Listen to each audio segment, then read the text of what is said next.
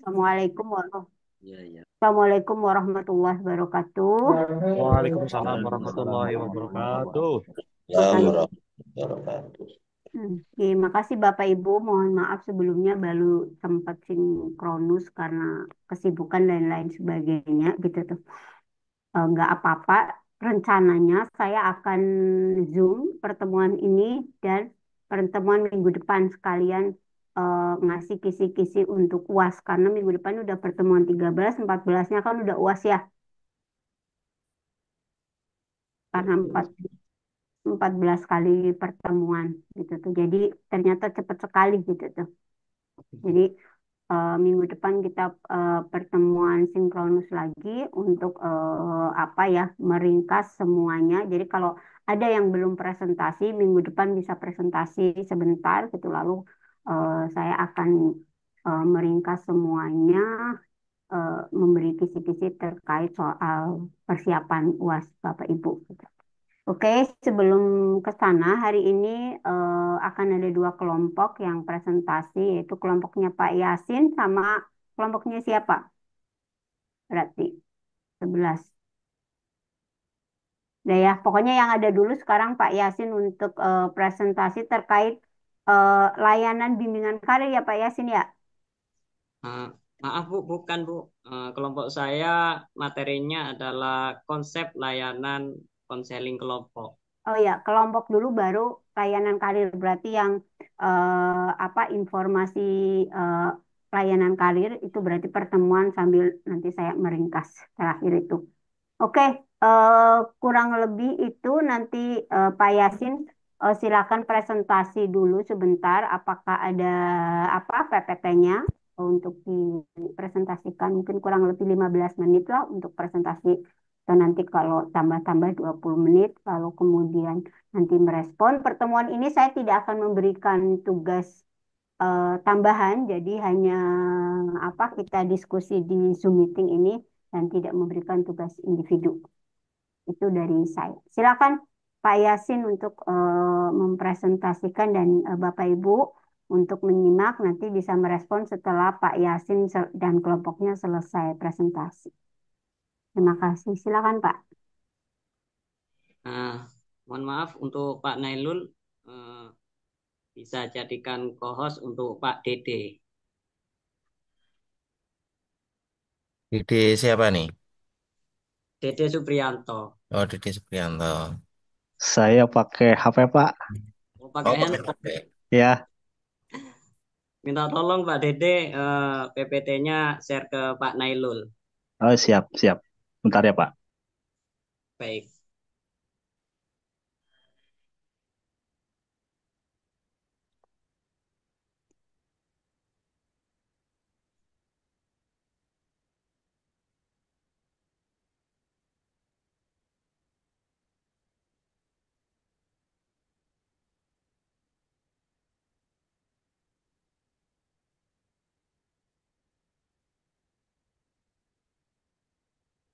Pak Nailul minta tolong nanti share screen PPT-nya ya Pak.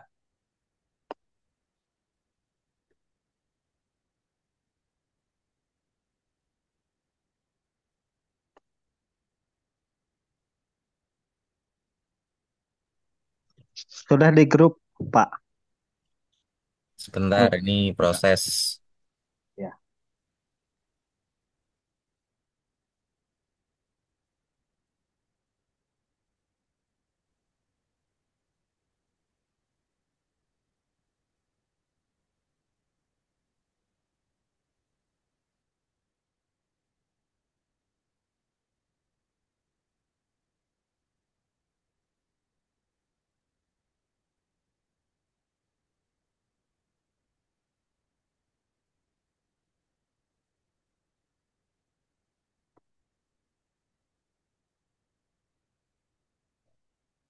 Kita tampil ya.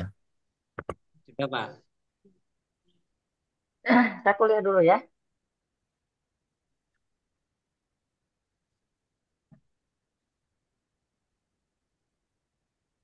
Baik, saya mulai. Assalamualaikum warahmatullahi wabarakatuh. Waalaikumsalam warahmatullahi Assalamualaikum warahmatullahi wabarakatuh. wabarakatuh. Tuh. Kami dari kelompok 10 ingin mempresentasikan materi mengenai konsep layanan konseling kelompok. Di kelompok 10 ini beranggotakan atas nama Muji Bidayat dengan NIM 22811300245 dan Pak Dede Supriyanto dengan NIM 22811300246, Ibu Sari Pratiwi dengan NIM 22811300250, dan saya sendiri Muhammad Yasin Yusuf dengan NIM 22811300248. Slide berikutnya Pak Nailul.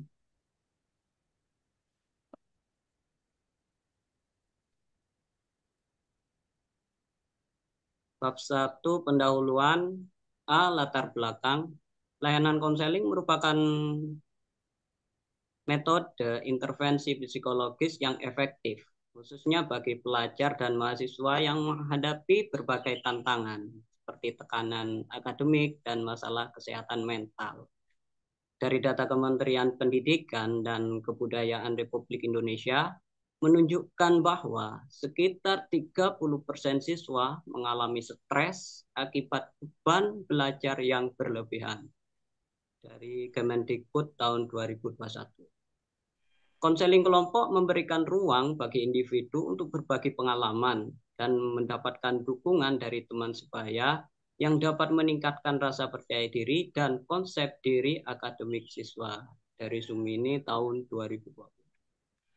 Penelitian juga menunjukkan bahwa konseling kelompok dapat mengatasi masalah sosial seperti bullying dan kecemasan sosial. Dari Zega tahun 2024. B. Rumusan masalah.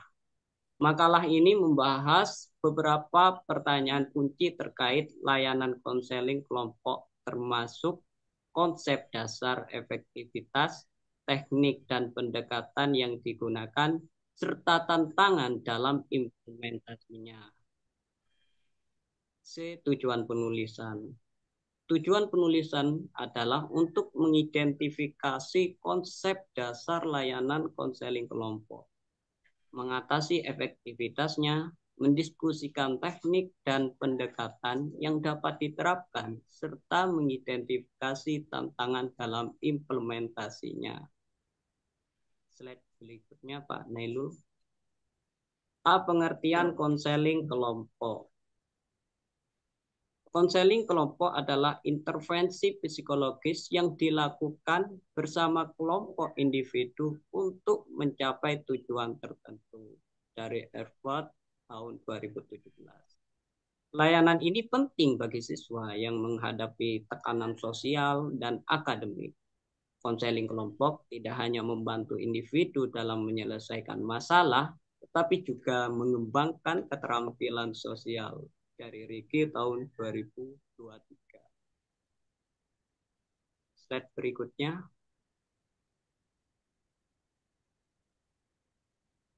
B. Sejarah perkembangan konseling kelompok.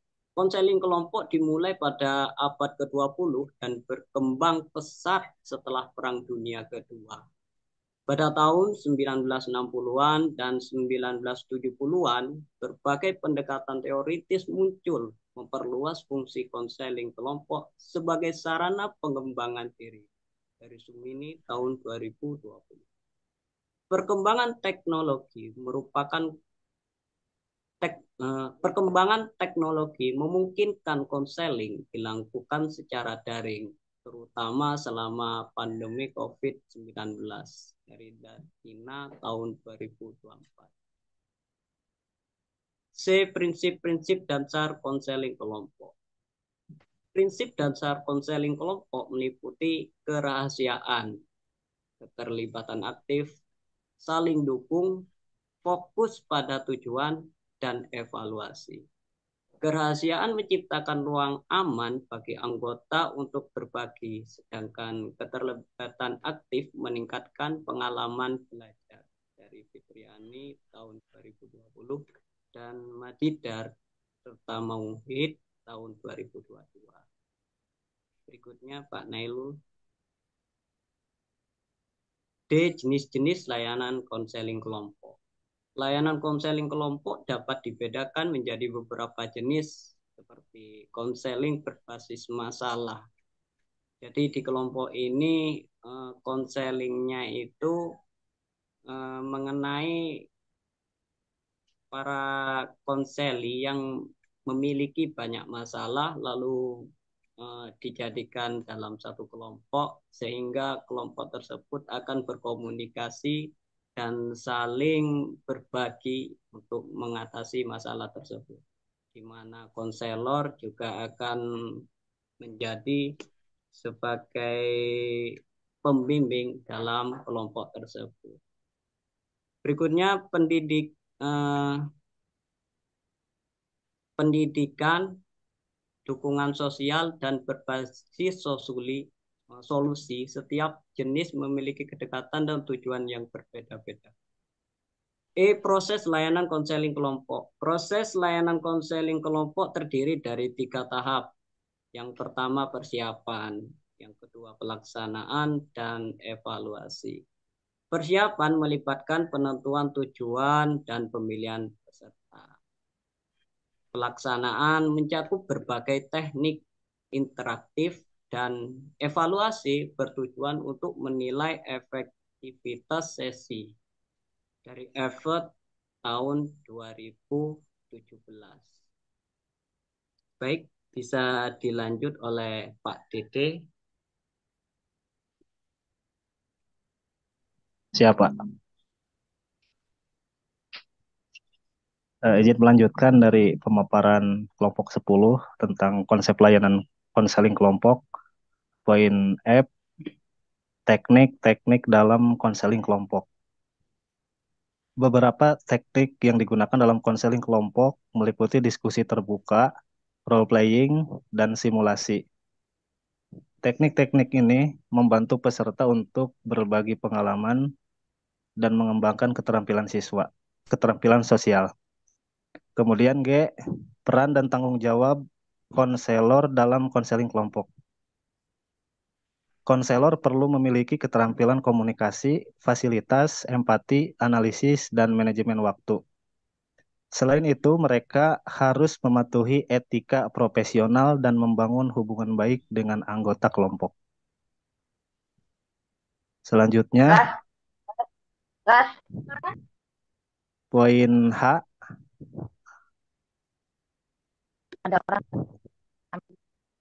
manfaat layanan konseling kelompok. Konseling kelompok memberi manfaat bagi individu, kelompok, dan masyarakat. Secara individu, konseling meningkatkan keterampilan sosial dan mengurangi gejala kecemasan. Di tingkat kelompok, konseling meningkatkan kohesi dan kepercayaan. Dan pada tingkat masyarakat, konseling mendukung kesehatan mental dan mengurangi stigma. I, tantangan dan hambatan dalam layanan konseling kelompok. Tantangan yang dihadapi konselor termasuk pengelolaan dinamika kelompok, penanganan konflik, dan keterbatasan waktu. Hambatan dari anggota kelompok meliputi ketidaknyamanan berbagi, skeptisisme terhadap konseling, dan perbedaan tujuan. Kemudian J, studi kasus dan contoh penerapan layanan konseling kelompok. Studi kasus menunjukkan bahwa konseling kelompok efektif dalam membantu siswa mengatasi tantangan akademis dan emosional. Di lingkungan kerja, konseling meningkatkan motivasi karyawan. Dalam komunikasi, konseling mendukung ikatan sosial dan kesehatan mental. Dan terakhir, bab 3 penutup, kesimpulan, layanan konseling kelompok merupakan metode intervensi psikologis yang efektif dalam membantu individu menghadapi berbagai masalah. Konseling ini tidak hanya bermanfaat untuk pemecahan masalah, tetapi juga untuk pengembangan keterampilan sosial. Sejarah dan perkembangan konseling kelompok menunjukkan pentingnya dukungan sosial dalam menjaga kesehatan mental. Meskipun terdapat tantangan, dalam pendekatan yang tepat, konseling kelompok dapat memberikan dampak positif bagi individu dan masyarakat. Kemudian B, kritik dan saran. Makalah ini memberikan pemaparan tentang layanan konseling kelompok, namun masih memerlukan analisis yang lebih mendalam, dan penggunaan referensi yang lebih bervariasi. Penggunaan referensi mutakhir dapat memberikan perspektif baru dalam memahami perkembangan konseling kelompok di era modern. Dan terakhir itu dua terakhir daftar pustaka dan terakhirnya sekian terima kasih. Assalamualaikum warahmatullahi wabarakatuh. Assalamualaikum warahmatullahi wabarakatuh. Boleh tanya ini, Oke, Pak. Oh, mangga mangga Pak. Ini foto siapa ini? Kenapa kok foto kelompok yang dipajang? Itu foto dari ininya Pak. Insert picture bawaan Seharusnya PowerPoint. fotonya Pak Yasin ini. Kenapa ini foto orang lain?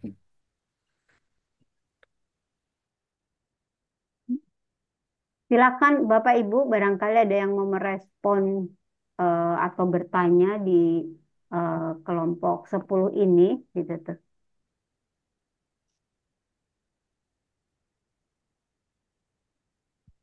Ada yang punya pengalaman? Apa yang perlu ditambahkan dari makalahnya Pak Yasin, Pak Dede ini? Apa yang belum?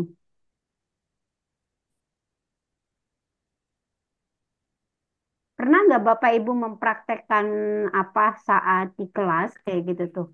Tadi dari beberapa teknik yang dijelaskan oleh Pak Yasin dan Pak Dede terkait soal layanan bimbingan, konsep layanan bimbingan konseling yang kelompok ini. Pernah melakukan diskusi kelompok atau bermain peran gitu tuh di dalam kelas atau dalam proses pembelajaran.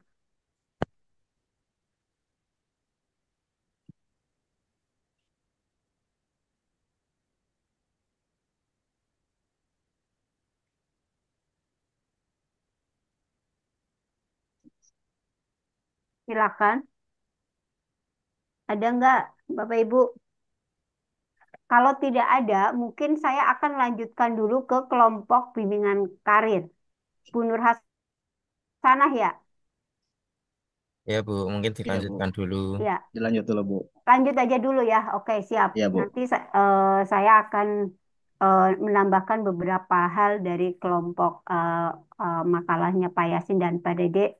Dan lanjut dulu ke kelompoknya Bu Nur Hasanah. Silakan Bu Nur Hasanah. Ada PPT-nya juga kalau tidak salah. Udah ngirimkan. Ya, siap.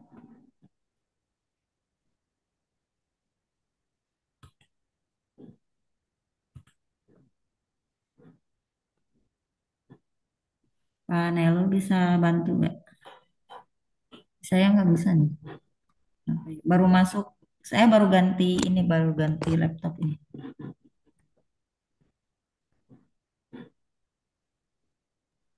Sebentar.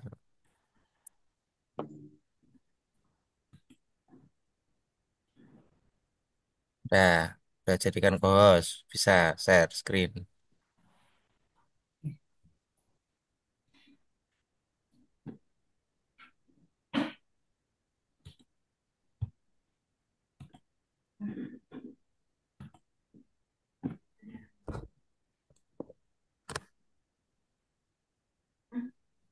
Laptop baru harus bisa dong. Ini belum beres ini. Bu dosen mohon izin sebentar ya, saya ganti HP lagi aja karena error ternyata. Sebentar. Loh, nggak bisa laptopnya. Bukan nggak tahu Jual settingan. aja lagi. Ya, ganti yang lebih bagus, yang lebih bagus ya. Oh,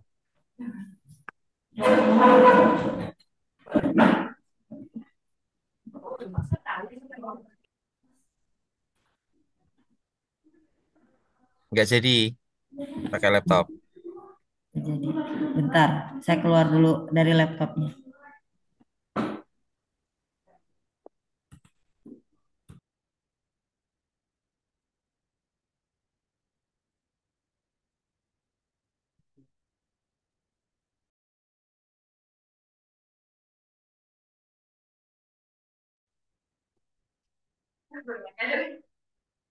Sudah share screen belum?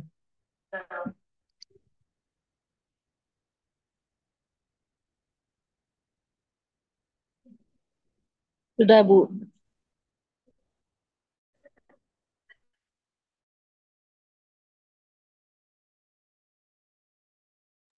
Sudah Bu, silakan lanjut.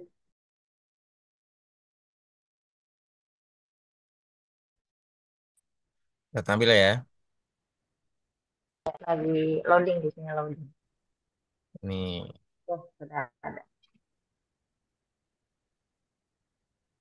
Oke, Bismillahirrahmanirrahim. Assalamualaikum warahmatullahi wabarakatuh.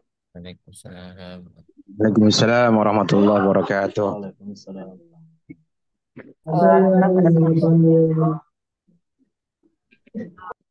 Alhamdulillah pada kesempatan pagi ini kami dari kelompok 11 akan mempresentasikan terkait layanan bimbingan karir di sekolah ya.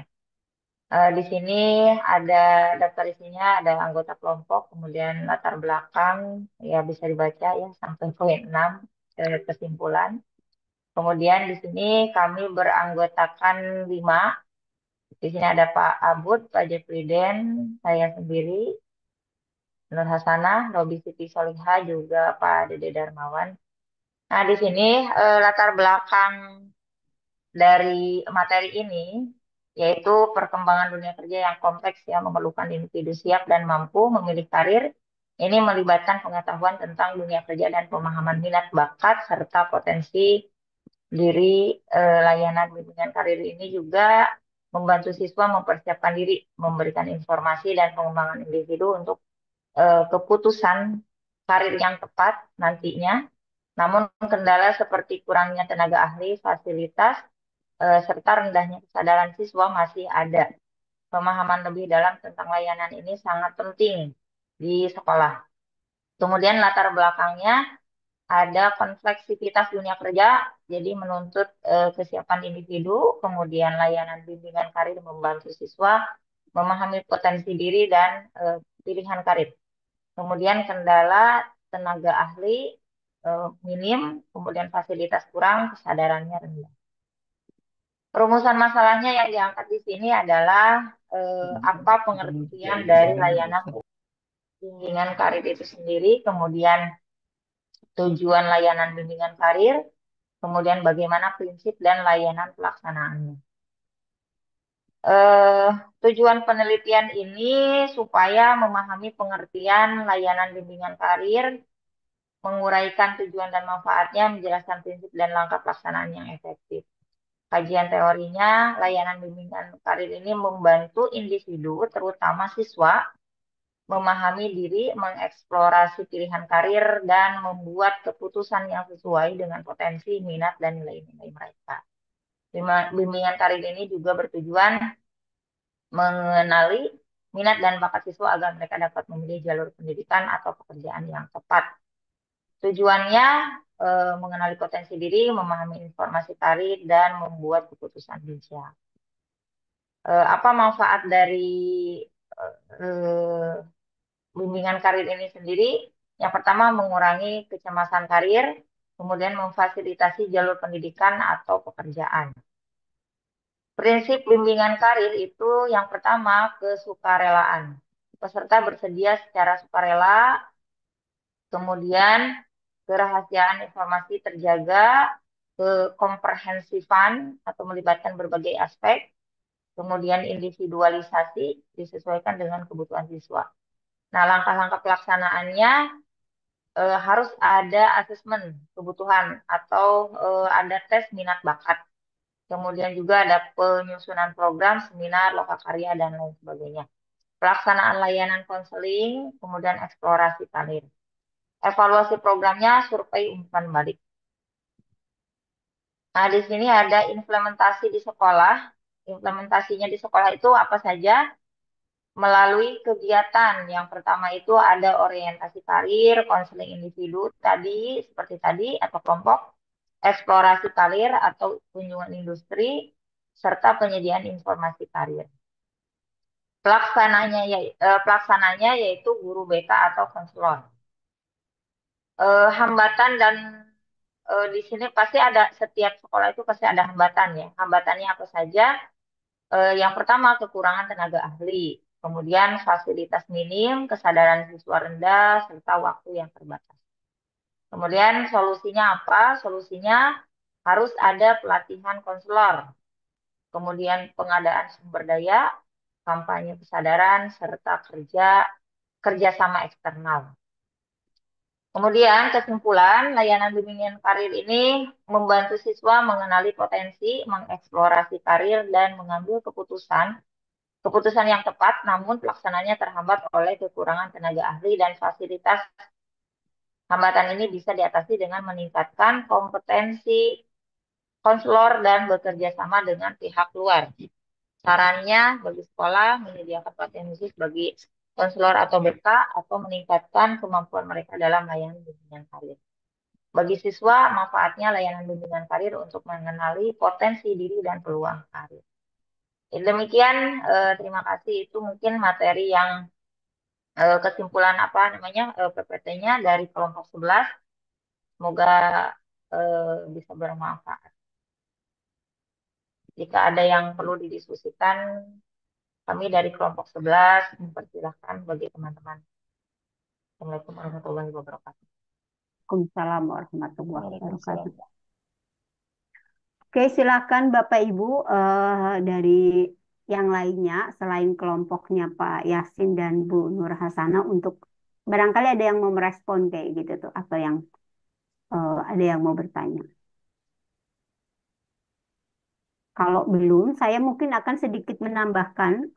Ini saya pakai 3 perangkat, jadi ada beberapa perangkat. Nanti eh, kekurangan dari kelompoknya Pak Yasin dan Bu Nur Hasana, PPT saya akan saya kirimkan di grup Bapak Ibu ya, di grup kelas gitu tuh. Dari kelompoknya Pak Yasin tadi saya melihat belum ada terkait soal azas, bagaimana kemudian azas-azas bimbingan kelompok itu kan penting gitu menjadi fondasi ketika Bapak Ibu misalnya akan menemani atau membuat kelompok gitu tuh bagaimana mendiskusikan satu kasus misalnya satu kasus soal bullying yang mungkin sekarang lagi marak. Saya ngambil contoh yang paling sederhana.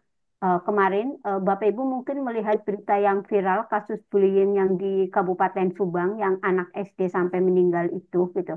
Itu kan miris ya dan mungkin ada banyak lagi di tempat lain yang ini menjadi PR kita semua sebagai guru, sebagai tenaga pendidikan, sebagai orang dewasa gitu tuh, untuk tidak mendiamkan hal-hal seperti candaan-candaan yang mungkin bagi setiap anak itu berbeda-beda dampaknya gitu tuh, dan Terus, rela kerap kali ini diawali dari bercandaan yang kemudian ternyata banget. bagi anak tertentu itu sangat apa ya membunuh secara emosional eh, dan akhirnya ya kayak kemarin itu yang kasus di Sumbang gitu tuh yang juga saya pernah menemani anak dengan apa pengalaman mengalami bullying di lembaga pendidikan pesantren gitu tuh dan itu hidup tapi tidak hidup gitu tuh. Raganya ada tapi mentalnya sudah mati, sudah tidak punya harapan, tidak punya cita-cita dan ini kerap kali diabaikan oleh kita semua orang dewasa yang ada di sekitarnya karena menganggap itu sih sepele gitu tuh atau apa. Tapi itu ternyata tidak semua anak punya mental yang kuat. Jadi tolong mari bersama-sama untuk apa ya kita lebih peka gitu tuh, ada empati itu. Jadi tadi ya di asas bimbingan kelompok itu belum ada di kelompoknya Pak Yasin, saya belum melihat itu kalau di kelompoknya Bu Nur Hasanah itu udah muncul soal bagaimana prinsip-prinsipnya itu menjadi soal sukarelawa ke suka istilahnya relawan gitu. Terus kemudian kepercayaan, kerahasiaan itu udah ada juga bisa apa ya melakukan itu dengan metode kekinian gitu tuh. Mungkin kalau anak sekarang, anak Gen Z, Gen Alpha itu kita semua gitu, termasuk ini saya mengingatkan diri saya untuk juga beradaptasi dengan apa ya perilaku anak-anak zaman sekarang. Meskipun kadang-kadang saya juga kebingungan, tapi kita juga perlu mengupdate pengetahuan soal perilaku Gen Z dan Gen Alpha. Sebenarnya mereka sangat unik-unik, mereka punya daya imajinatif, mereka punya punya potensi yang luar biasa gitu tuh. Hanya perlu ditemani sebenarnya gitu tuh. Jadi mari kita terus belajar. Tadi teknik juga kayaknya sudah ada ya Pak Yasin ya gitu tuh. Soal teknik, lalu kemudian yang belum itu sebenarnya detail-detail apa aja sih misalnya tahapan. Misalnya kalau kita mau ngambil satu kasus misalnya. Coba misalnya Bapak Ibu mungkin bisa mempraktekkan dengan misalnya melihat satu video misalnya tentang ada tentang pembulian atau apapun lalu anak-anak dibagi kelompok atau bisa ditanya apa yang kamu rasakan gitu ketika melihat itu gitu tuh. Jadi membangun empati, membangun daya kepekaan terhadap teman, lingkungan untuk tadi eh, meminimalisir tadi perilaku-perilaku yang kemudian mudah membuli, kekerasan lainnya gitu tuh. Itu penting dan itu bisa dibagi kelompok atau juga tidak individu. Tapi menurut saya kelompok itu penting sehingga nanti membentuk kerjasama. Gitu. Kita akan kelihatan ini bisa nggak jadi teman dengarnya temannya itu gitu tuh. Tadi kalau apa Bu Nur Hasana bilang ini perlu ada tadi gurunya, bukan hanya gurunya tapi juga bagaimana anak-anak juga mulai terlibat. Mungkin kurikulum yang baru itu nanti juga akan lebih banyak deep learning itu, bagaimana mulai banyak mendengarkan, melibatkan anak untuk mereka membangun potensinya gitu tuh. Itu saya belum nanti saya akan kirimkan gitu tuh bermain peran gitu tuh. Misalnya bermain peran ada yang jadi guru, ada yang jadi anak, ada anak jadi korban, anak pelaku. Nah, itu gimana mereka kalau ada satu masalah itu bermain peran. Kira-kira mereka diajak untuk menyelesaikan satu masalah gitu tuh. Nah, menurut saya ini penting untuk dipraktekkan. Saya juga kalau yang offline itu saya praktekkan teman-teman mahasiswa untuk mencoba menjadi tadi beberapa peran-peran eh, yang lainnya gitu tuh. Itu sih dari yang kelompoknya Pak Yasin di PPT saya sebenarnya ada banyak termasuk soal transisi.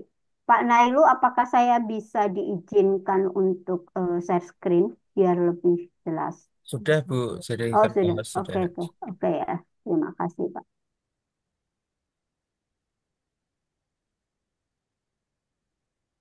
Oke, apa terlihat Bapak Ibu? Ya, Lihat Bu. ya. Oke, ini ada soal eh, tahap transisi. Ah, oke, ini banyak bimbingan kelompok. Ini nanti bisa Bisa eh, dibesarkan sedikit. apa? Bisa dibesarkan sedikit. Oke, siap Pak. Jadi kelihatan? Ya, Oke. Oke ya. Ibu bisa di-share di grup juga nggak? Bisa, bisa. Ya. Nanti saya pasti akan share screen kan. Ini akan ini membantu Bapak Ibu kalau misalnya Bapak Ibu misalnya mengajar di SD, di MI, di MTS, di SMP atau SMA bisa mempraktekkan ini. Ini saya detailkan sampai pada kira-kira apa aja yang dilakukan gitu tuh sehingga bisa dipraktekkan. Gitu. Kalau dengan menggunakan tadi kelompok, misalnya praktek bimbingan konseling kelompok itu secara pengetahuan kan kita bisa praktekkan nih dengan ngambil video lalu anak-anak dibagi kelompok, kita akan melihat tadi perubahannya apa, ininya apa yang mereka rasakan gitu tuh. Kalau apa ya istilahnya dipantik gitu tuh untuk kemudian muncul empati ini. Ada banyak sampai pada tahap konseling kelompok. Ini lebih itu yang kemudian disebut kelompok tidak mesti ada kasus apapun kita bisa ngambil case lainnya dan mengajak untuk menganalisa lewat eh, apa sih metode konseling kelompok ini gitu tuh. Pendekatannya seperti pertemuan sebelum-sebelumnya itu ada banyak pendekatan itu bisa multi pendekatan ya Bapak Ibu apapun yang bisa kita pakai pendekatannya. Jadi tidak melulu satu pendekatan. Kadang-kadang multi pendekatan itu lebih baik karena tadi kita kalau dalam apa ya psikologis itu kan banyak latar, banyak faktor dari mulai faktor lingkungan keluarga, lingkungan sekitar, mungkin juga ada soal trauma lingkungan, ada trauma desa yang itu itu juga mempengaruhi perkembangan dari setiap individu anak-anak misalnya. Trauma di dalam lingkungan keluarga ada trauma bapaknya, ada trauma ibunya, ibunya bawa trauma bapak sama ibunya sebelum bapaknya juga sama dan terus terus terus menurun. Jadi saya sih menyarankan ketika mendekati anak tidak hanya menggunakan atau dalam konteks kelompok tidak hanya menggunakan satu pendekatan misalnya psikoanalisis gitu tuh tidak tapi menggunakan beragam pendekatan gitu tuh. Ini akan membantu kok ini nggak bisa dinaikkan ya.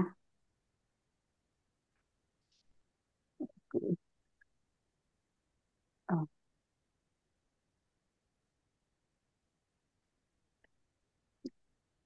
psikoanalisis individu ini ada macam-macam sebenarnya. Yang individu itu tadi memahami setiap mimpi. Bahkan misalnya kalau anak-anak yang tadi dia mengalami bullying atau apapun, dia akan ada rasa cemas. Ada jadi misalnya cemas kalau di rumah atau dia jadi takut untuk berangkat sekolah.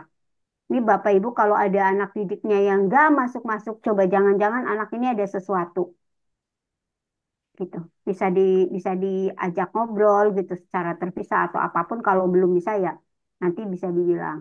Nah, kalau kamu nanti sudah ada apa-apa, ada apa bisa loh cerita sama bapak atau bisa sama ibu gitu, bu guru gitu tuh. Itu mencoba membantu agar dia tidak merasa sendiri. Yang akhirnya kecemasan, ketakutan itu berdampak pada macam-macam kesehatan dia yang mungkin bisa jadi ujungnya adalah sakit, penyakit dan lain sebagainya dan bisa mati dan tidak terurai eh, apa sih rasa sakitnya yang dialami oleh si anak karena pengalaman yang tadi entah itu bullying, entah itu kekerasan, entah itu apapun, baik itu di sekolah maupun di rumah gitu tuh. Nah, kerap kali anak-anak itu tidak memiliki ruang bercerita. Nah, ini karena ini Bapak Ibu mengajar di banyak lembaga sekolah pendidikan, pendekatannya bisa disesuaikan sendiri oleh Bapak Ibu. Macam-macam ya, ada rasional ini. Pokoknya gunakan eh, apa multi pendekatan. Misalnya dari 40 atau 30 siswa kita kan pasti punya banyak pendekatan. Jangankan anak didik kita, istri, anak-anak kita itu punya caranya sendiri atau bahasa cintanya sendiri ketika misalnya eh, yang membuat moodnya naik itu beda-beda. Ada yang senang dipuji, ada yang senang dikasih hadiah, ada yang suka dimasakin, ada yang macam-macam. Nah, itu dikenali aja oleh Bapak Ibu. Jadi, bagaimana istilahnya bahar bakarnya untuk menaikkan itu tuh seperti apa agar anak itu bisa bersemangat lagi. Nah, dalam konteks ruang terkecil adalah keluarga atau pasangan kita sendiri. Jangan-jangan kita gitu tuh belum memahami apa sih yang bikin atau diri kita sendiri termasuk saya. Kalau saya sukanya biasanya sih jalan-jalan gitu tuh atau biasanya saya lebih suka kalau nggak nggak baik-baik saja itu ngituin tanaman kalau nggak masak gitu tuh. Sama tanaman biasanya saya ini atau juga misalnya sama beberapa staf saya di kantor misalnya saya mulai memahami oh staf ini tuh sukanya dipuji, oh staf ini sukanya dikasih hadiah misalnya walaupun kecil tapi saya jadi tahu oh ini yang bikin dia semangat. Oh dia tuh senangnya kalau kerjaannya itu wah kerjaannya tuh bagus ya begini begini begini bisa nggak nanti ini. Tuh coba aja gitu tuh teman. Nah, social modeling gitu tuh, memberikan perilaku selain jadi bukan hanya mengarahkan pada orang lain, tapi juga perubahan itu dimulai dari mungkin kita sendiri gitu. Saya juga sama Bapak Ibu terus mengasah, terus belajar untuk memperbaiki emosional saya secara pribadi, karena itu akan berdampak pada lingkungan sekitar saya, pada pasangan saya, pada staf saya di lembaga sosial saya lalu juga ke mahasiswa-mahasiswa saya, mereka itu mereka jadi lebih asik. Eh, Bahkan pada konteks gambaran perilaku tertentu, percakapan di sosial media, interaksi gitu tuh. Saya secara pribadi sekarang belajar banyak membatasi diri atau istilahnya tuh bonding gitu tuh.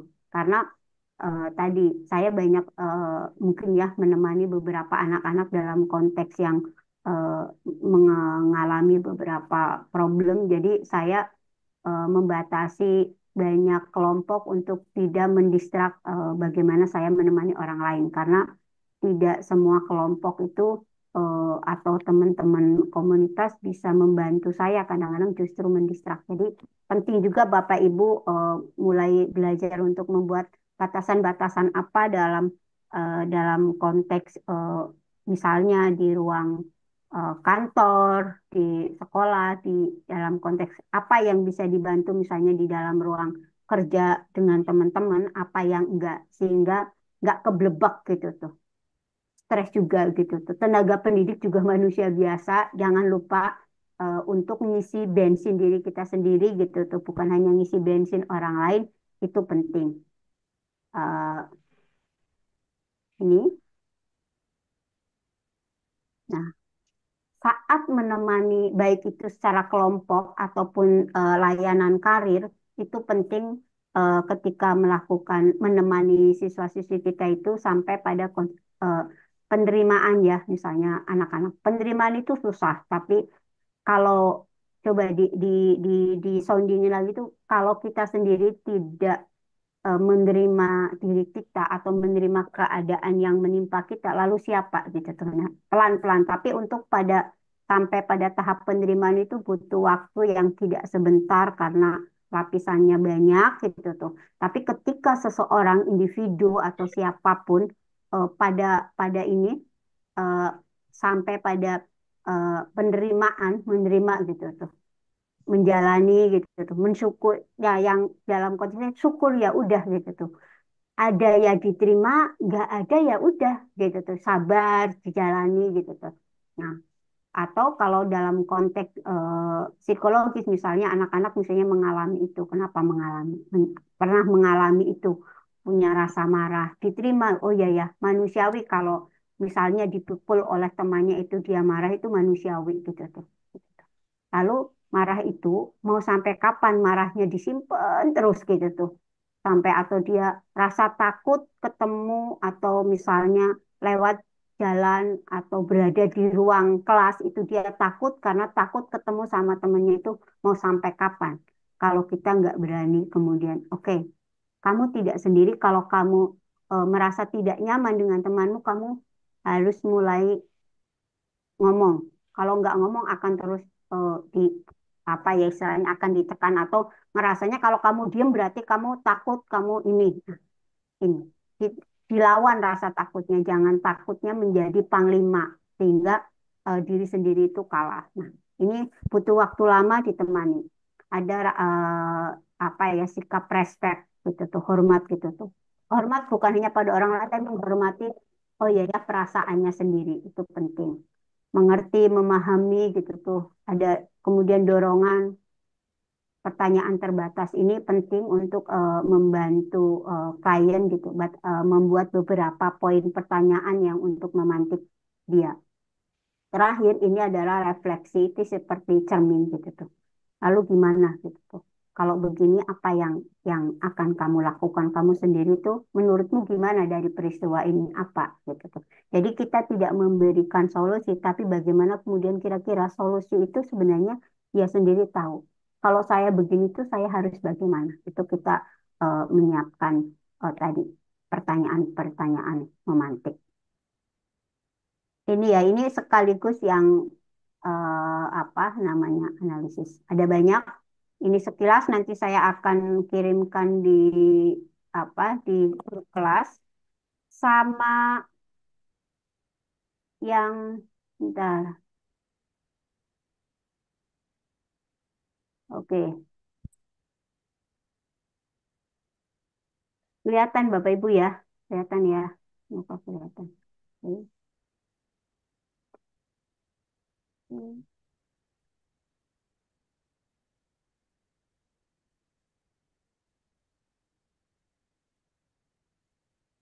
Kenapa?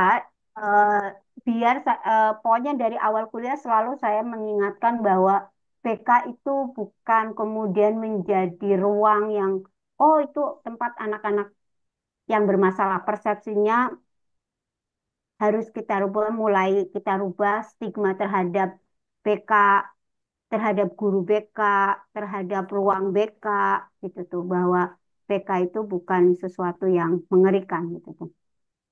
Nah, jadi termasuk ini di dalam konteks apa pendidikan itu kan biasanya anak-anak kalau misalnya yang SMP mau naik ke SMA itu mereka kan butuh saran masukan dari guru-guru baik itu wali kelas, guru pelajaran atau guru BK. Jadi ini bukan tanggung jawabnya guru BK, seluruhnya tanggung jawab BK gitu tuh. Tidak, tapi kita semua karena mendapat pengetahuan tentang bimbingan konseling mungkin juga bisa membantu siswa-siswi Bapak Ibu di sekolah gitu tuh. Kenapa penting? Nih, tadi manusia kan harus bekerja, butuh survive, nggak bisa naif gitu tuh bahwa kita semua tuh butuh makan, butuh minum. Nah, untuk membeli makan dan minum kan pasti menggunakan apa sih uang atau kita harus ada sedikit penghasilan banyak atau sedikit itu relatif tadi kalau sudah ada konsep merasa cukup nerimo ya insya Allah itu tuh jadi banyak juga Bapak Ibu bisa melihat banyak pejabat kita banyak gajinya korupsi tetap kan banyak jadi itu naif sekali gitu balik lagi ke diri kita sendiri gitu pekerja merupakan perwujudan dari konsep diri gitu tuh tadi apa ya ekspresi sebagai manusia biasa Bapak Ibu anak-anak kita juga butuh itu apalagi Gen Z sekarang itu perlu ditemani perlu diarahkan bagaimana kemudian dia memahami potensinya konsep dirinya mereka mau apa gitu tuh kebimbangan mereka itu tolong dibantu gitu tuh gitu karena 52% generasi muda kita itu pada posisi bimbang gitu tuh bahkan mentalnya tidak baik-baik saja jadi mari bersama-sama untuk menemani mereka apa ya membantu dan memandu ketika mereka kebingungan jangan memenuhi kebutuhan manusia gitu kalau mereka kerja bimbingan karir ini di sekolah ya potensi ini di BK itu penting banget tadi untuk membantu anak mengenali potensi dirinya gitu, kerjaan. Kalau yang SMK mungkin yang mau bekerja itu kan biasanya guru suka lebih dulu mendapatkan informasi. Nah, terakhir yang lainnya itu mirip yang kelupaan dari Bu Nur Hasanah, kayaknya kelompoknya ini inti dari layanan bimbingan karir ini itu adalah bagaimana memahami diri ya kan si siswa kita atau diri kita sendiri atau keluarga atau siapapun kelompok yang mungkin Bapak Ibu temani pesantren kah, madrasah kah, SMP, SD, MI, SMK itu tadi anak-anak kita itu mulai kan biasanya Bapak Ibu misalnya dekat sama siswanya coba Pak memahami diri gitu. Coba kekuatan, kelemahan, minat, cita-cita itu diajak ngobrol aja. Kamu inginnya apa? Kayak gitu. Di- Jadi belajar untuk menganalisa diri, memahami lingkungan, nilai, budaya, kondisi, ketenagakerjaan, syarat pekerjaan ini penting gitu tuh. Tenaga kerjaan sekarang hari ini misalnya banyak perusahaan-perusahaan kemudian melakukan PHK terhadap kelompok Gen Z karena dianggap tidak tahan banting gitu tuh. Mereka ingin inginnya digaji besar tapi mentalnya masih sangat lemah, tidak bisa diajak kerja tim. Nah, ini menjadi PR. Kenapa begitu? Adakah pergeseran nilai yang kemudian masuk di dalam alam pikir anak-anak muda zaman sekarang, budayanya apa gitu tuh. Mereka misalnya budaya hari ini mereka lebih senang misalnya menggunakan teknologi digital, menggunakan internet dan layanan-layanan yang berbasis teknologi gitu tuh. Atau semua informasi itu kemudian menggeser tadi budaya-budaya kerja gitu tuh, yang kerja tim, solid, kolektif, kolaborasi, itu kemudian jadi hilang karena lebih banyak waktu sendiri di depan medsos, lalu kemudian dia lebih suka di dalam rumah gitu tuh. Akhirnya apa sih menjauhkan dia dari perasaan tadi, oh tentang kolektif, kolaborasi, gotong royong, ini jangan-jangan hilang nih, bagaimana? Nah, ini penting. Kadang-kadang mungkin ya anak-anak muda zaman sekarang dikasih masukan sedikit udah langsung ada istilah, kayaknya kena mental gitu tuh. Saya jadi trust isu nih sama ibu saya nih. Atau Bapak Ibu pernah nggak dengar istilah, saya tuh lagi broken heart sama ibu sama bapak saya. Saya sampai pernah, kok broken heart sama ibu sama bapak ya, kenapa? Nah, itu ternyata istilah anak zaman sekarang gitu tuh. Nah, yang paling penting Bapak Ibu ketika menemani siswa siswi Bapak itu, mereka tadi merencanakan masa depan. Kadang-kadang mungkin mereka bingung, mungkin kita bisa memandu gitu tuh. Mungkin ya karena bukan berarti mungkin kita lahir lebih dulu gitu tuh punya Bapak Ibu punya pengalaman, punya apa bisa membantu eh, apa siswa-siswinya Bapak Ibu untuk ini memahami diri dan juga lingkungan. Ini yang paling penting sehingga dia paham betul. Oh, kalau saya nanti bekerja misalnya di pabrik itu budayanya akan seperti apa. Oh, budaya kerjanya lebih dari 8 jam misalnya. Kalau misalnya kamu akan kerja ke luar negeri, kamu pahami dulu misalnya budaya di misalnya di Jepang itu kayak gimana, nilai-nilainya itu apa aja di sana gitu. Itu tuh penting untuk kemudian ketika menemani anak-anak yang kemudian bercerita atau meminta pandangan, saran dari Bapak Ibu ketika menemani mereka. Jangan langsung, pokoknya kerja aja di sana, di Karawang gitu. Atau di Cikarang, gajinya gede kayak gini. Tanpa tahu misalnya sebenarnya di perusahaan itu gitu. Kalau kamu nanti kerja itu sistemnya akan sistem kontrak gitu tuh. Tidak ada pensiunan gitu. Tidak ada BPJS misalnya.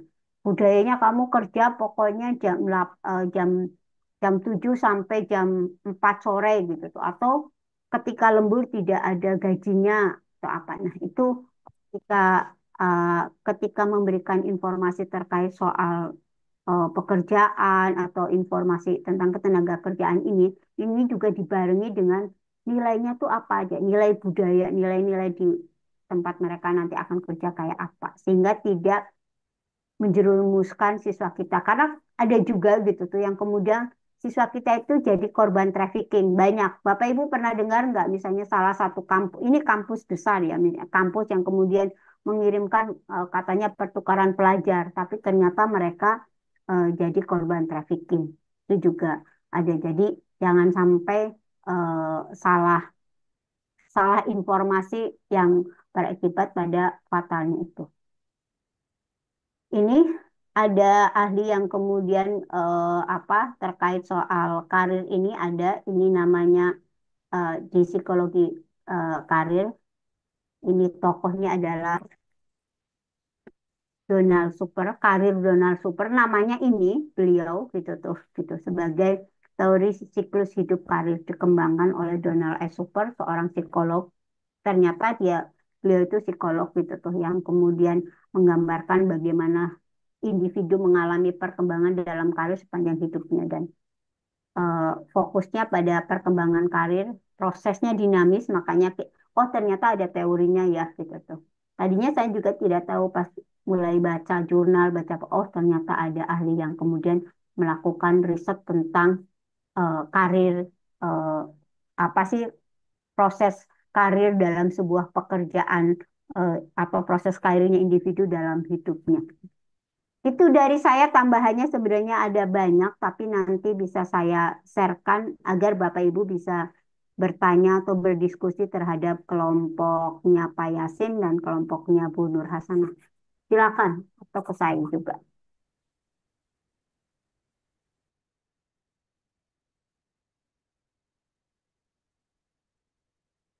Ada yang mau merespon atau sharing?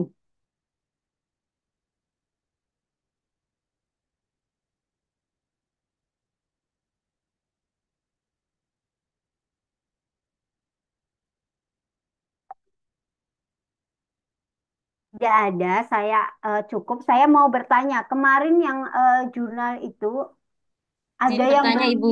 Oh, ada yang mau bertanya, Bu Umi. Oke, silakan.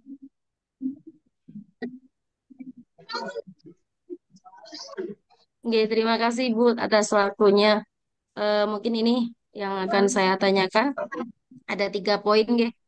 Yang pertama itu terkait yang tadi bimbingan kelompok. Itu simpel pertanyaan saya. Seberapa efektifnya untuk bimbingan kelompok yang dilakukan di kelas seperti itu? Dan tepatnya untuk bimbingan kelompok itu pada situasi yang bagaimana? Terus yang kedua, yang untuk bimbingan karir. Untuk bimbingan karir, efektifnya jika dilakukan di siswa tingkat madrasah ibtidaiyah, ngoten, itu efektifnya dilakukan di kelas berapa ya, Bu? Dimulai di kelas berapa? Dan apakah untuk memulai bimbingan karir ini, anak perlu diadakan tes terlebih dahulu, mungkin tes psikologi atau semacam tes Stephen gitu ya. Nah, setelah tes Stephen baru dilanjutkan dengan bimbingan karir atau bimbingan karir yang dilakukan di tingkat madrasah ibtidaiyah itu hanya berdasarkan pada sebatas pengetahuan guru saja. Terus yang ketiga, Bu, yang ketiga saya ini kebetulan di kelas saya sendiri dari kemarin itu kan sebenarnya saya sudah pernah ajukan pertanyaan di forum diskusi seperti itu, tapi sepertinya belum ada jawaban terkait dengan anak yang memiliki penyakit atau mungkin sudah hampir masuk ke penyakit kleptong ya. Karena dia itu sering mengambil barang milik teman seperti itu. Nah, setelah saya adakan pendekatan yang saya adakan memang ya pendekatan yang semampu saya selaku guru kelas seperti itu karena kan memang basicnya hanya berdasarkan pengalaman saya saja karena memang basic saya bukan bimbingan konseling, bukan guru bimbingan konseling, tapi ke guru kelas seperti itu. Nah, yang mau saya tanyakan, kalau selama ini yang sudah saya lakukan, saya adakan pendekatan ke anak tersebut, alhamdulillah berjalan Ibu. Tetapi manakala saya tidak berada di madrasah, seperti kemarin saya berada di Semarang 1 minggu, baru 1 minggu ternyata anak tersebut kambuh lagi. Jadi sempat mengambil beberapa barang milik teman lagi, seperti itu. Nah, ketika saya kembali ke madrasah, dia sudah manis kembali, sudah seperti teman-teman yang lain. Tapi manakala nanti saya sehari 2 hari tidak masuk, pasti pas hari itu ada kejadian kembali. Ngoten. Nah, untuk menangani siswa yang seperti ini, itu alangkah baiknya menggunakan pendekatan nopong ibu. Mungkin itu 3 poin yang saya tanyakan. Terima kasih. Mohon jawaban dan arahan matur suwun. Kalau lagi pergi tinggal di permen bumi. Oke, terima kasih Bu Umi. Silakan ada yang mau merespon dulu sebelum saya merespon. Bapak Ibu ada yang punya pengalaman menemani atau apapun. Silakan. Boleh dulu saya dulu, Bu. Oke, silakan Bu Nur. Nah, untuk yang poin kedua ya, kalau tidak salah ya, Bu Umi. Halo, Iya, iya. poin Untuk kedua, bimbingan karir yang no, poin ya, dua, ya. Poin dua. gimana caranya bimbingan karir untuk anak MI ya, Madrasah Ibtidaiyah, itu efektifnya dimulai dari kelas berapa begitu ya, Bu ya? Betul, Bu Nur. Nah, sebetulnya ya kalau kalau kita lihat, kalau misalkan kita berbicara efektif itu mungkin bisa dari usia 3, 4 sampai sampai 6, sampai kelas 6 ya gitu.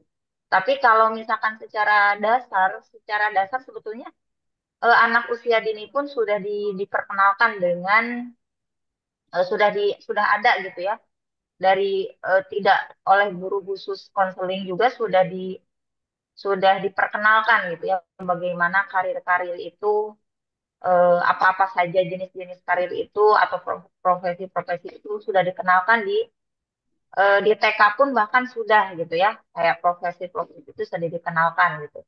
Nah, untuk efektifannya itu biasanya bisa dilakukan di kelas 3, dimulai dari kelas 3 ya kalau untuk dasar gitu. Dengan cara apa? Ya tadi mengenalkan berbagai profesi, kemudian juga mengenalkan bagaimana anak itu harus mempunyai cita-cita gitu ya. Jadi diarahkan dengan mengenalkan berbagai profesi, kemudian mereka dipancing untuk eh, apa ya memiliki cita-cita gitu ya, seperti itu. Atau misalkan eh, pengenalan dunia kerja ya secara umum. Oh, dunia kerja itu seperti ini loh, profesi dokter itu seperti ini kerjanya begitu. Nah, itu bisa ditanamkan kepada anak sejak di usia 3 tahun, kelas 3 gitu. Nah, sementara untuk di kelas 5 dan 6 itu harus lebih mendalam lagi. Jadi kalau kalau berdasarkan pandangan dari BK itu sendiri kan, kalau pengenalan tadi ya berbagai profesi itu sudah dikenalkan sejak ini, tapi mungkin lebih di lebih efektifnya itu di kelas 3 sampai kelas 6 gitu. Dan lebih mendalamnya lagi itu di kelas 5 sampai kelas 6. Itu mungkin Bu Umi kalau dari saya. Nah, Ada Nggih. yang mau Terkait menambahkan lagi? untuk terkait untuk apa namanya tadi ya yang saya tanyakan. Nah, itu untuk bimbingan karir itu didasarkan atas hasil tes psikologi anak atau mungkin sebelumnya diadakan misal tes TIFIN, baru setelah ada hasil tes psikologi atau tes TIFIN baru ditindaklanjuti gitu. Mungkin di kelas 5 atau kelas 6 seperti itu. Bisa, Itu bisa. atau hanya berdasarkan cukuplah untuk tingkat madrasah ibtidaiyah hanya berdasarkan pengetahuan dari guru saja. Padahal yang guru biasanya kalau di tingkat madrasah ibtidaiyah itu masih jarang sekali yang ada guru BK-nya seperti itu. Ya, Rata-rata mungkin baru di tingkat SMP, baru di tingkat SMP atau SMA seperti itu baru ada guru BK. ya, siap, Bu Umi. Saya Kalau tambahin apa namanya, betul banget. Ini yang kemudian ada wacana oleh Menteri yang baru bahwa akan ada guru BK di tingkatan SD ya, SDMI gitu tuh, ke depan gitu tuh. Nah, sehingga membantu para guru-guru kelas ketika tadi gitu tuh, ketika misalnya ada anak-anak yang memang kemudian butuh untuk ditemani lebih intens. Betul bahwa ketika baiknya sih untuk kemudian di misalnya di sekolah-sekolah tertentu gitu tuh itu ada tes baik itu tes SIPIN atau tes psikologi intelijensi siswanya di per setiap tahun ajaran baru gitu tuh ada di Cirebon kebetulan ada salah satu sekolah swasta yang ini swasta kebetulan Bu gitu tuh dan mereka itu setiap akhir semester itu mereka bekerja sama-sama psikolog klinis gitu, ahli psikolog klinis yang kemudian akan melakukan tes bagi siswanya. Karena untuk mendeteksi tadi gitu tuh, jangan-jangan tadi ada misalnya oh anak yang kecenderungannya misalnya oh dia punya untuk diterapi lebih karena tadi ada indikasi atau ada indikasi tadi ke klepto atau lainnya gitu. Itu penting sebenarnya baru kemudian kita akan tahu oh, soal potensinya juga dari situ nanti bisa dikelompokkan misalnya dari hasil tes itu. Tapi kan kadang-kadang ini balik lagi untuk tes itu kadang-kadang butuh biaya banyak. Ada biayanya kadang-kadang yang ini kemudian memang memberatkan. Kalau misalnya eh, ada musyawarah dengan para wali muridnya dan itu mau dan pihak sekolah memang punya kriteria atau standar tertentu agar kemudian membantu siswa-siswinya juga saya pikir itu lebih bagus Bu. Dan sebenarnya di PPT saya itu ada gitu tuh. Dimulai sejak kapan sih tadi soal apa ya bimbingan karir itu bukan kemudian langsung kerja ya. Kalau misalnya ini dimulai dari sejak dini sebenarnya dari proses pertumbuhan. Makanya saya bilang bahwa eh, mata kuliah bimbingan konseling itu menjadi pengetahuan bukan hanya untuk tenaga pendidik seperti kita semua, tapi juga sebagai orang tua untuk memahami eh, proses tumbuh kembangnya anak-anak kita itu mau apa sih gitu tuh dari mereka lahir gitu hidup sehari-hari kan nanti bisa kita amati itu ada di PPT saya. Terus nanti kalau pas SDM itu, SMP bahkan itu di tahapan eksplorasi sebenarnya mereka mencoba mengkaitkan antara pikiran dengan realitas, lalu mereka punya punya keinginan, punya mimpi dengan realitas, dengan kondisi gitu, mereka akan mengeksplor itu gitu tuh. Dan sampai pada itu ada tahapan-tahapan berikutnya sampai SMP sampai SMK gitu tuh. Saya buat hanya Iya, sampai pada SMK. Nanti bisa dibaca detailnya di PPT sih tiap tahapannya. Tapi itu sebenarnya sejak kecil kalau kita memahami proses tumbuh kembang anak itu adalah proses eh, kita menemani atau dalam istilah bahasa lain itu melakukan bimbingan gitu tuh. Melakukan bimbingan pada eh, anak kita gitu.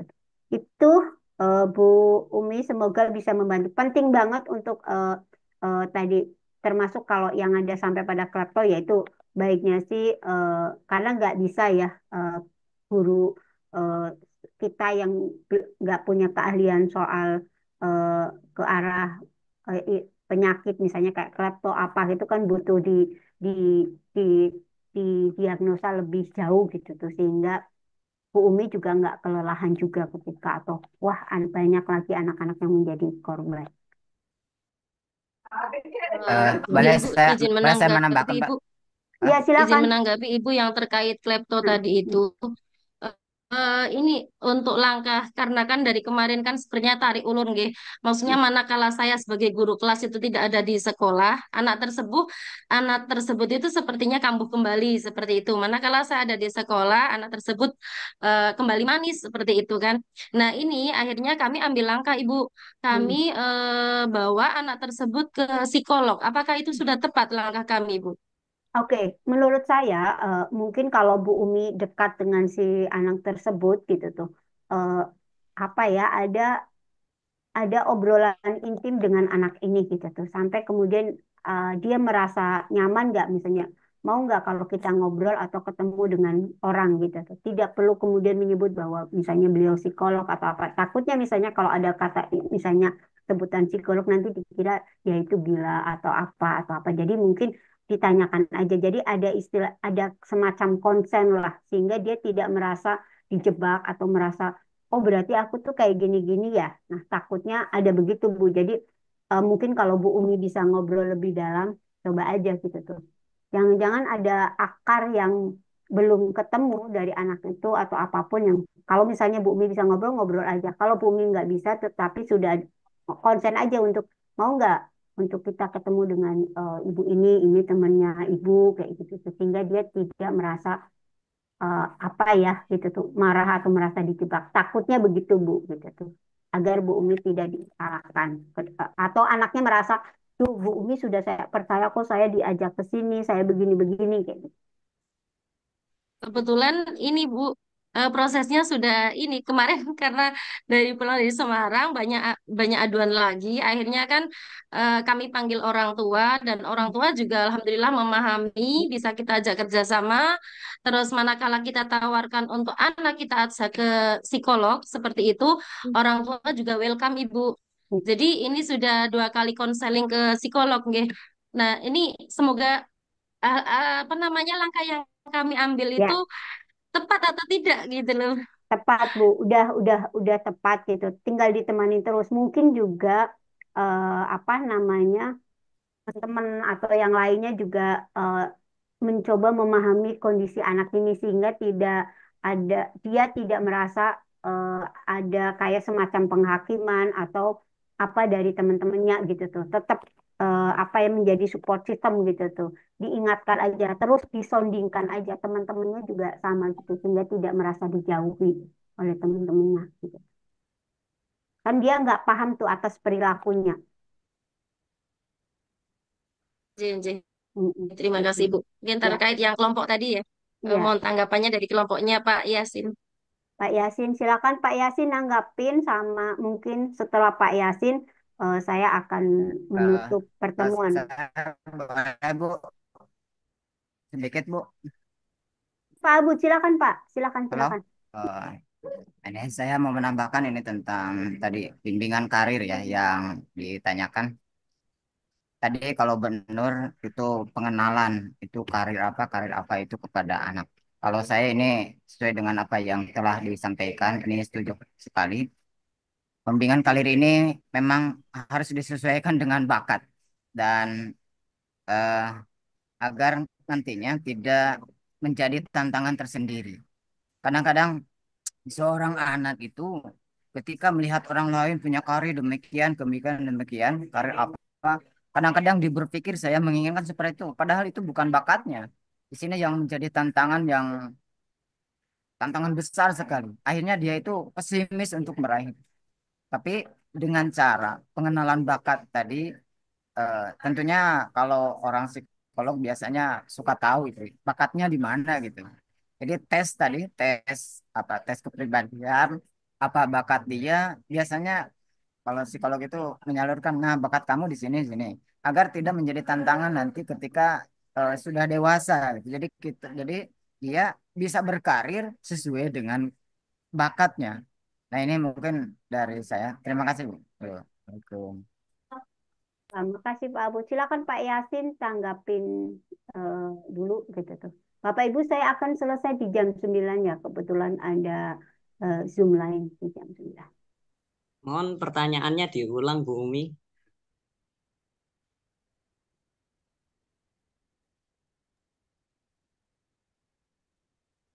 Atau mungkin dari kelompok 10, Pak Dede, Bu Sari Pratiwi, atau mungkin Pak Mujib bisa menanggapi mengenai pertanyaan Bu Umi. Pertanyaannya lupa lagi, Jadi Pak. ini mungkin tadi itu pertanyaannya sederhana Pak Yasin sebenarnya karena saya mengingat yang kemarin juga pengelolaan tempat duduk jadinya saya agak Ya, berkaitkan sini gitu untuk bimbingan kelompok. Untuk bimbingan kelompok itu efektifnya itu dilakukan pada situasi yang bagaimana gitu. Di kelas efektif. itu ya pada situasi yang bagaimana untuk bimbingan kelompok tersebut. Oh, baik. Pak Dede mungkin mau menambahkan atau mungkin anggota kelompok 10 mungkin mau menjawab.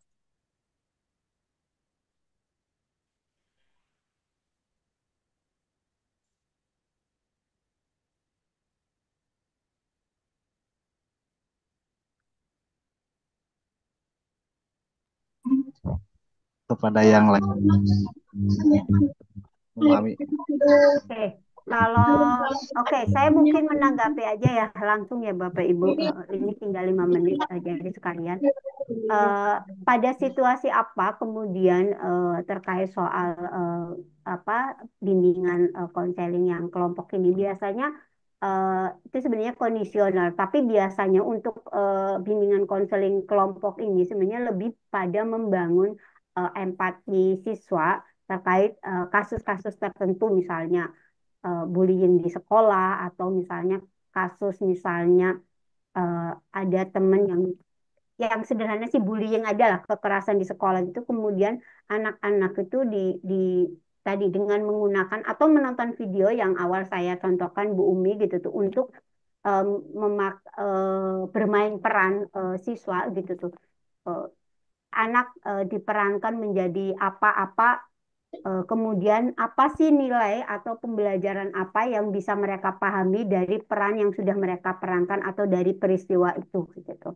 Jadi eh, tidak bisa menjadi apa sih yang diskusi kelompok kan ada banyak banyak banyak ini ya banyak tekniknya gitu tuh. Nah itu bisa dikondisikan. Nah tadi kalau ada yang tadi misalnya ada anak yang dibully atau mengalami kekerasan itu bisa jadi eh, dibimbingnya itu bersama-sama. Semua itu diberi pemahaman yang sama ketika ada teman yang misalnya melakukan itu tidak serta-merta perilakunya kita tidak benarkan, tetapi bisa jadi anak yang melakukan itu baik apa sih eh, kita pasti apa ya berfokus pada orang yang mengalami, tapi bisa jadi anak yang melakukan bully adalah mereka adalah korban juga dari bully sebelumnya atau dia mengalami bully misalnya di lingkungan keluarganya. Bisa jadi begitu. Jadi eh, apa ketika ada kasus bully itu dibangun tadi apa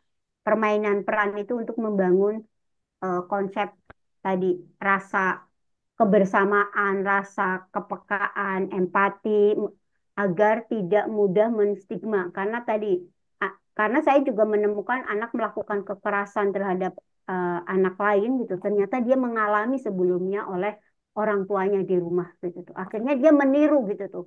Gitu, atau dia melakukan dendam kemarahannya, emosi marahnya itu ke orang lain yang dirasa lebih lemah dari dirinya. Biasanya begitu gitu tuh. Jadi di konteks-konteks tertentu bisa kita implementasikan sih. Jadi bimbingan konseling kelompok itu kayak bisa menjadi pemandu atau bisa dijadikan metode pembelajaran untuk kita mengidentifikasi, oh mungkin anak ini belum bisa bekerja sama, anak ini eh, lebih suka mendominasi. Itu akan kelihatan ketika misalnya di diskusi kelompok gitu tuh, atau bermain peran. Nah, nanti ketika sudah ada gejala-gejala atau indikator-indikator itu bisa kita apa ya, bisa kita antisipasi gitu tuh. Kira-kira begitu sehingga tidak lebih parah kayak gitu. Karena tadi yang Pak Abud bilang ceritakan soal bimbingan,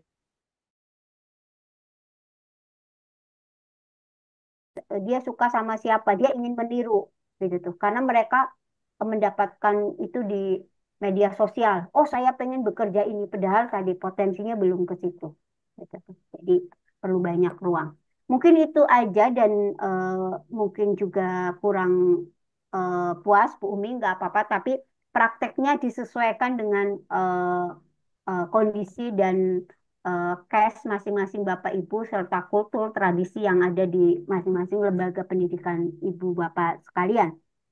Sekali lagi Baik Ibu, terima terima kasih. kasih atas penjelasannya. Sama-sama. Teman-teman semua terima kasih. Iya. Izin Oh, Bapak. menambahkan, Bu. Iya, silakan Pak Yasin sebelum saya tutup. Jadi dari jenis-jenis layanan konseling kelompok tadi ada 4. Saya contohkan yang 2, di mana layanan konseling ini diadopsi pada sebuah lembaga pendidikan. Yang pertama, konseling kelompok berbasis masalah. Jadi di mana semua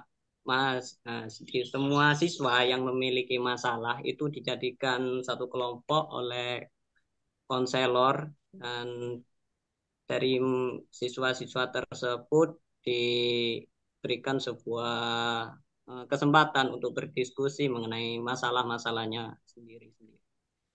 Dari itu mengenai jalannya suatu diskusi tersebut dalam penanganan masalahnya, mungkin eh, pendapatnya masih belum kuat, nanti konselor yang akan menambahi, seperti itu Bumi.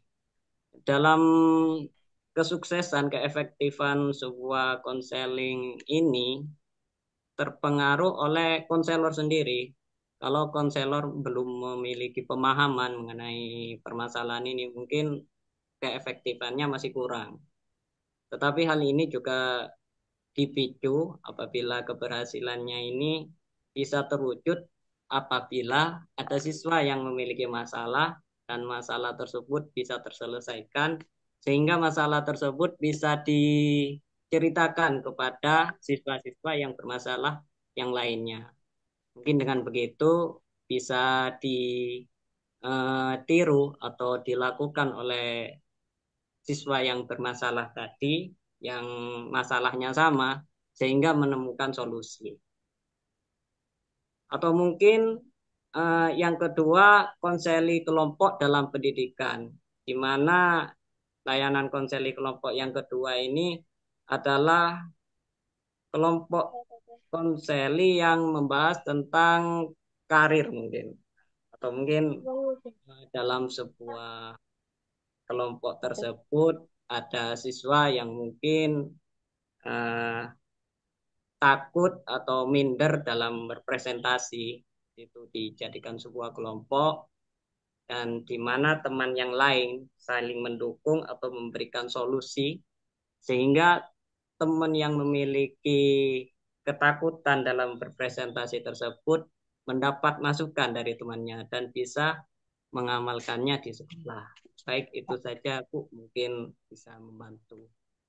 Oke, terima kasih Pak Yasin sudah menambahkan jawabannya terkait soal bimbingan kelompok. Bapak Ibu, terima kasih sekali lagi waktunya sudah kita sudah belajar bersama. Minggu depan kita akan Zoom lagi gitu tuh untuk kelompok yang belum sama saya akan memberikan kisi-kisi untuk persiapan UAS ujian akhir semester gitu tuh Bapak Ibu sekalian. Pak Nailu nanti minta tolong dibikinkan Zoom untuk di pertemuan berikutnya. Saya akan mengirimkan materi PPT hari ini di eh, grup WhatsApp sekalian. Sekali lagi terima kasih. Akhirnya saya tutup. Taufiq wal hidayah. Assalamualaikum warahmatullahi wabarakatuh. Waalaikumsalam warahmatullahi Waalaikumsalam. wabarakatuh. Waalaikumsalam Keluar ya warahmatullahi Bapak Ibu. wabarakatuh.